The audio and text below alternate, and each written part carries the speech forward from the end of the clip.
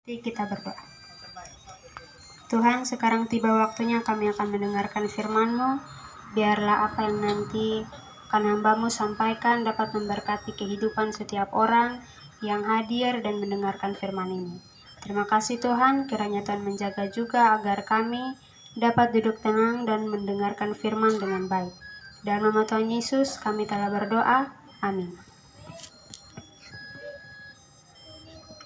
Firman pada Natal malam ini kita bisa buka dalam kitabnya di Lukas 1 ayatnya yang ke-26 sampai 38.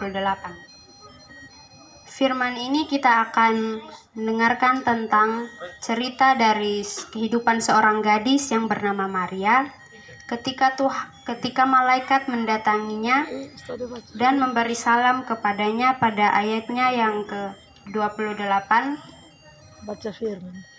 Salam, hai engkau yang dikaruniai, Tuhan menyertai engkau. Mendengar salam dari malaikat, tentunya Maria merasa terkejut dan takut. Sehingga pada ayatnya yang ke-29, ayatnya yang ke-30, kata malaikat itu kepadanya, jangan takut hai Maria, sebab engkau beroleh kasih karunia di hadapan Allah. Sesungguhnya engkau akan mengandung dan engkau akan melahirkan seorang anak laki-laki, dan hendaklah engkau menamai dia Yesus. Ia akan menjadi besar dan akan disebut anak Allah yang Maha Tinggi. Dan Tuhan Allah akan mengaruniakan kepadanya tahta Daud, bapa leluhurnya.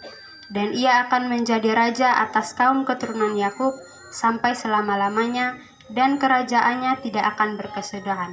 Mendengar ini, Maria pasti berpikir bahwa ini tidak mungkin sebab ia masih perawan dan masih belum bersuami. Namun dengan tulus ia berkata kepada malaikat,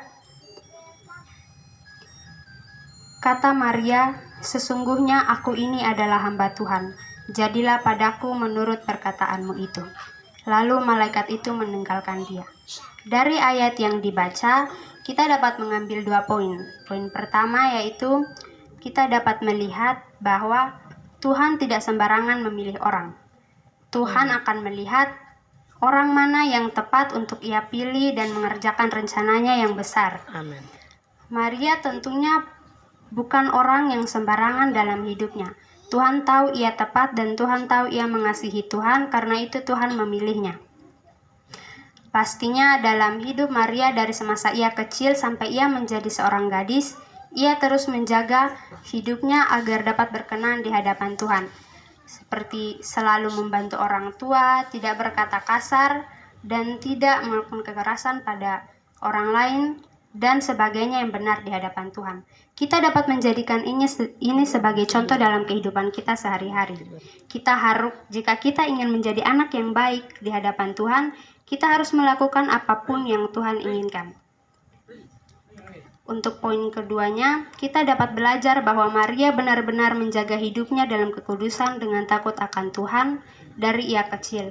Maria selalu menjaga hati dan pikiran dan perasaannya agar tetap berjalan di jalan yang benar. Kita juga dapat mengambil contoh bahwa kita sebagai anak-anak Tuhan, kita harus berjalan di jalan yang benar.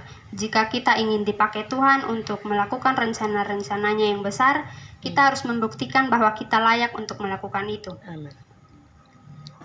Kita dapat belajar juga bahwa dalam masa-masa remaja sekarang, tentunya ada pergaulan yang membawa dampak yang negatif dan dampak yang positif. Kita dapat mengambil dampak positif dari pergaulan yang ada dan kita harus membuang dampak negatif.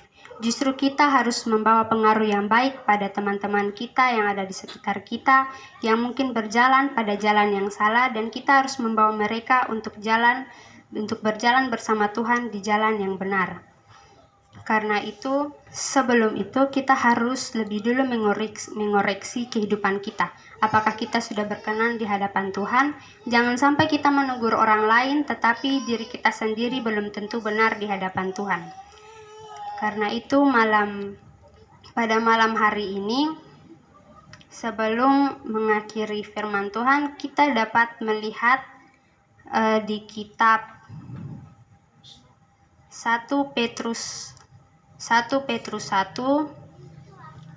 ayatnya yang